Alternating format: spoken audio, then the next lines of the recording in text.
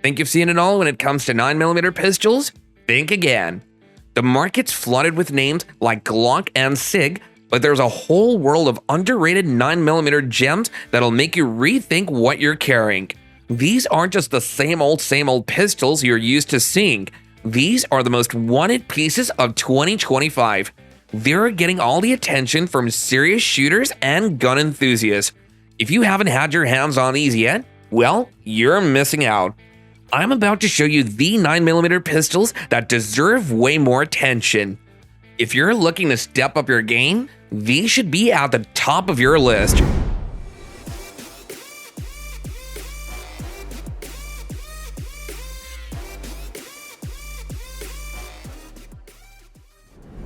I've always had a love-hate relationship with Glocks. They're everywhere, but they're not always the first gun I think about. That was until I picked up the Glock 48 MOS. I'd heard of the type, sure, but I wasn't expecting much. Another Glock, right? Just like the others. I had the Glock 19, the 17, even the 43X, but this one, I didn't quite get the buzz. But then one evening, my perspective shifted. A buddy of mine, a cop, was telling me about a crazy encounter he had with his Glock 48 MOS. He was off duty, just grabbing gas, and out of nowhere, a guy pulled a knife on the store clerk. There was no one else around, and the situation was escalating fast. My buddy, though, didn't panic. He just pulled out his Glock 48 MOS, took 2 shots, and that was that. The guy dropped the knife, and the threat was neutralized. It wasn't flashy, it wasn't dramatic, it was just a clean, precise job. But here's what really hit me. This wasn't some perfect polished gun. It hadn't been cleaned in weeks, it had seen dirt, rain, and stress, yet it just kept firing without missing a beat. And that night, I realized why this gun deserves way more respect than it gets. You know the gun you never look at twice? That was me using the CZ75D Compact PCR. When you think of big brands, a CZ isn't the first thing that comes to mind, but then I got my hands on it and wow, everything changed. I can still see the day in my head.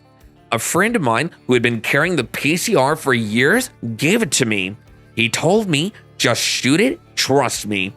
I thought it was just another gun and laughed, but as I fired the first round, I realized something was wrong. It was easy. The kickback, not really noticeable. And the trigger, damn, it was sharp and clear, like the pistol was reading my thinking. I turned to my friend and asked, how have you been able to keep this from me? And that's what makes the PCR so interesting. It doesn't scream for attention, but once you see it, you'll wonder why more people aren't talking about it. This tiny jewel shouldn't be this wonderful for its price. It works well, is accurate, and is easy to carry. It's everything you need in a carry rifle without the flashy ego. I have to admit that I rolled my eyes when I first heard about the TSOS 1911 carry 9mm. Want a 1911 on a budget? In my mind, it was just another way to make money off the 1911 tradition without the same level of quality. We've all seen those cheap copies that don't quite get it right. When a friend of mine gave me the TSOS 1911 carry at the range, I thought, here we go again. But I was changing my mind about cheap guns by the second shot. The trigger was sharp, the recoil was easy to manage, and the grip, it locked in just right. I didn't think firing a cheap 1911 would feel that amazing. You know that feeling when everything just works out? Yep, this is that gun. But the first time I took it for a carry test is what really altered my view. I didn't even think about it. I just put it beneath my sweatshirt like it belonged there. I've carried a lot of firearms, but this one, I didn't even remember it was there until I needed it. I've been shooting Glocks for as long as I can remember. The 19, the 17, and even the 43X. They were my main source of funding. I didn't believe it when I heard folks say that the Shadow Systems MR920 was a Glock killer. I got my Glocks set up just the way I wanted them. What could be better? Then my friend, the type of man who always tries out new gear, gave me his MR920. He didn't say anything, just smiled and said, "Give it a shot." I thought I'd do just that and see what all the fuss was really about. I thought it would feel like a copycat, but then I took that first shot and everything I knew about handguns, Glocks, and what felt correct changed right there and then. I felt it right away. It wasn't just about hitting the target, it was also about how the gun felt in my hand. The recoil wasn't just bearable, it seemed like it was guiding my hands. The trigger didn't simply break cleanly, it broke in a way that made my follow-up rounds feel easy. I was almost angry for a second. How did I not see this? How could I have spent all these years with my Glock when this is what I've been looking for? I went through more rounds faster and each shot hit where I intended it to. And then I realized that this wasn't just a better Glock. There was no question that it was a better rifle. The MR920 always made things harder for me when I thought I had them figured out. I was sitting at the range shaking my head as I stared at the mound of tactical pistols on the counter. Everyone else in the room was talking about their expensive brands, including Glock, SIG, and HK. But my friend, who usually knows what's going on in the business, gave me a Springfield XDM Elite Tactical OSP. What came to mind first? Another tactical gun with a cool name, but oh my god, I was so wrong. I didn't anticipate much. To be honest, I wasn't even excited. I thought, okay, I've seen this before. It's a good-looking tactical pistol that probably doesn't work, but I ate my words after the first few rounds. The rifle fit perfectly. No need to modify your grip, and you won't feel like you'll become used to it. It felt like the XDM Elite was made just for me. The recoil wasn't too bad, unlike the other heavy hitters that I've tried. And that trigger, it was crisp, but not too harsh. The reset was excellent, and every shot was clean. I assumed I was making it up, so I gave it to my friend. He used to be in the military and has been using combat pistols his whole life. He looked at it, shrugged, and remarked, "Let's see what this thing can do." After hitting target after target, his customary confident grin morphed into a shocked smile. "Wow, this is better than I thought." A week later, let's go on. I was back at the store looking at the XDM Elite Tactical OSP again, not because I wanted to get rid of my Glock, but because this gun had earned a place in my collection. I'll be honest, I didn't think I'd like it, but I've carried it more than any of the top tier guns in my safe. It's not about the tactical features, it's about how it feels when you really need it. Jake is a retired cop from Florida who has some stories to relate about a 6-hour P239 that will make you question how excellent those new school guns truly are. In 2012, Jake was off work and getting coffee at a sketchy cafe when a nervous guy with a knife decided it was time for him to be a hero. Jake's P239 is hidden in an IWI holster that's almost unnoticeable under his shirt. The lunatic with the knife makes his move, but what about Jake? He doesn't move.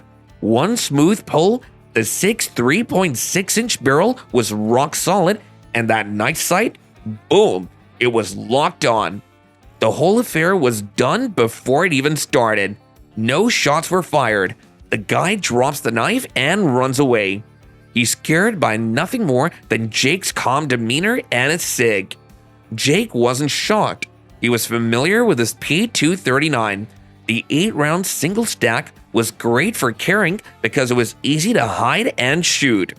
The trigger, sharp and clean, unlike his big-duty P229.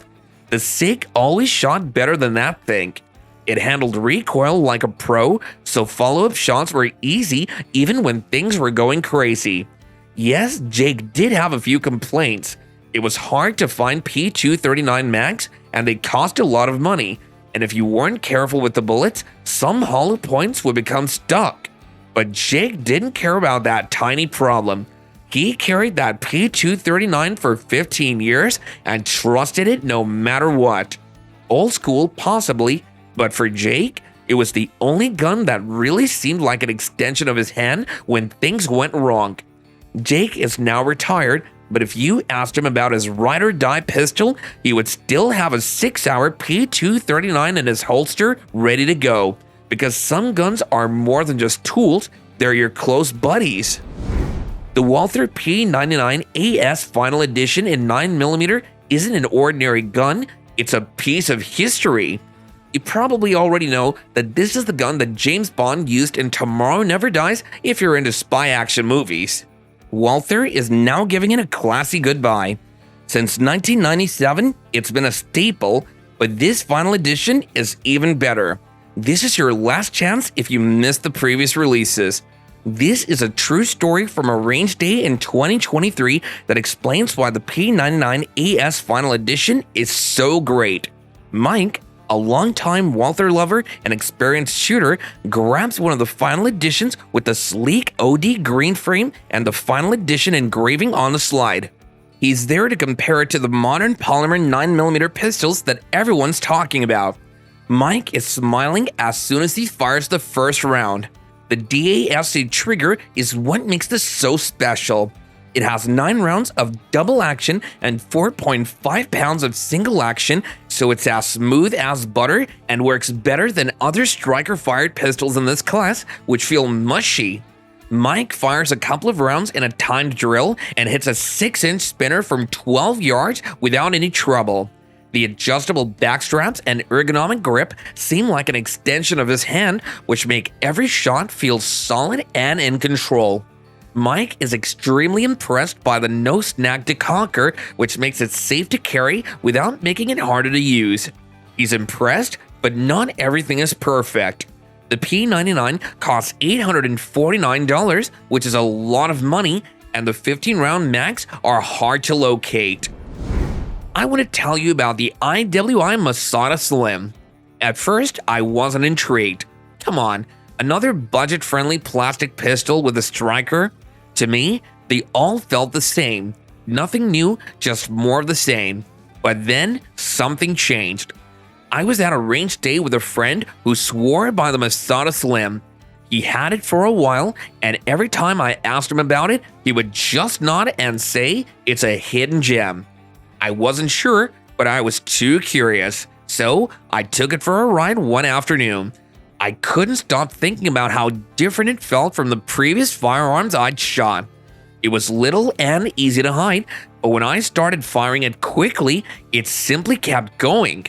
No problems with jamming or controlling it. And the best part? It felt like a full-size pistol in a slim, easy-to-carry form with a capacity of 13+1.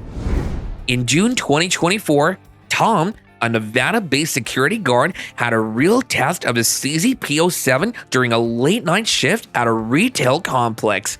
When a break-in alarm went off, Tom rushed to confront a suspect attempting to break into a store. With the CZ7 securely in a Safariland holster, Tom was ready. The 4.4-inch barrel and 15-round mag gave him plenty of firepower, but it was the gun's luminescent sight and ergonomic grip that gave him the confidence to hold a suspect at gunpoint without even firing. Tom appreciated the Omega trigger, with its smooth 4-pound SA pull, which kept him steady during the tense moment. However, he noted that the stock sights could have been brighter for low-light situations.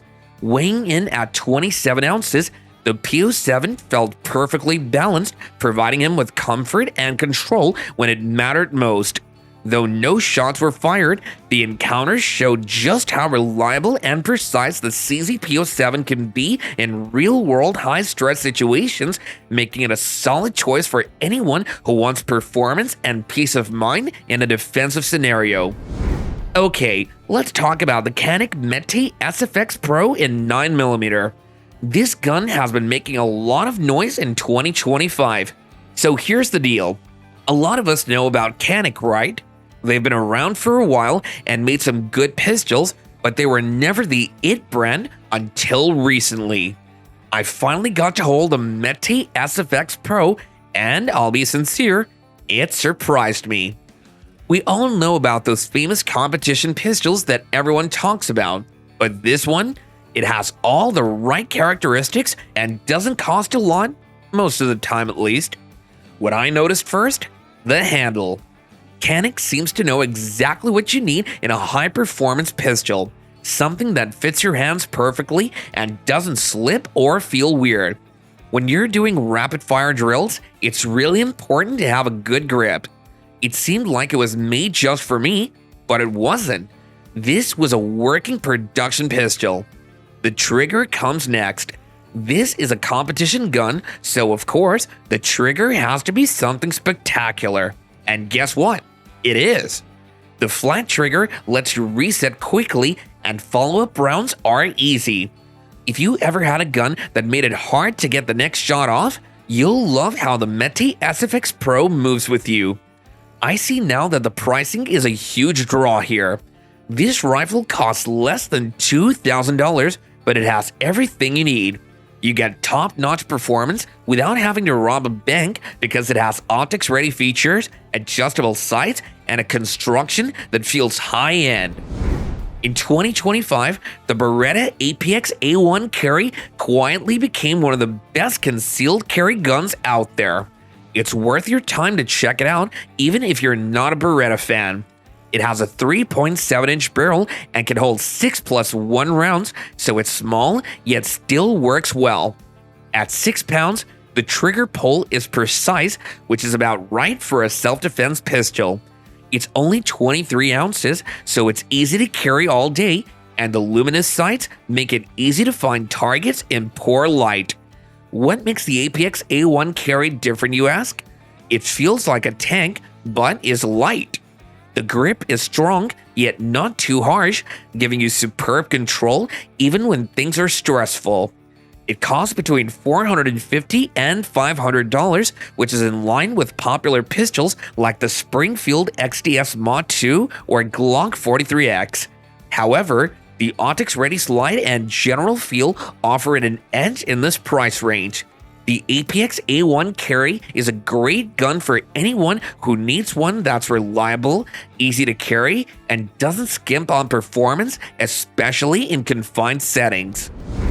I knew the CCX was going to be something exceptional when Smith & Wesson stopped making it, but I didn't think it would feel like that. The CCX is a tribute to the style of 1911, but not in a tacky, antiquated sense. No, it's modern, classy, and surprisingly good for carrying things today. The trigger is light and fast, making it great for anyone who wants a gun that's always ready to go. It also handles recoil very well for a little rifle. I've carried a lot of little guns, but I have to say that the CCX makes you feel like you can handle anything. To be honest, I wasn't sure at first. I thought another small single-action carry pistol. Sure, it'll be fine, but what makes it special? I took it to the range, and the answer was clear. It just works. And then I thought, why don't more people talk about this? You undoubtedly thought of Rock Island Armory's 1911s when you thought of their handguns. These are large firearms with steel frames, but what about their STK 100? That's the one that got away, and honestly, it shouldn't have. I had no idea what to expect when I initially picked it up, but I want you to know that the STK 100 is not simply another cheap beginner's gun. It's the actual thing. I was shocked at how smooth the shooting experience was. There was almost no recoil, the trigger pull was superb, and the rifle seemed like it was made to work well under duress. This one is crazy since it feels like a high-end gun that doesn't cost a lot. The STK 100 is a strong option if you don't want to spend a lot of money and just want something that'll get the job done.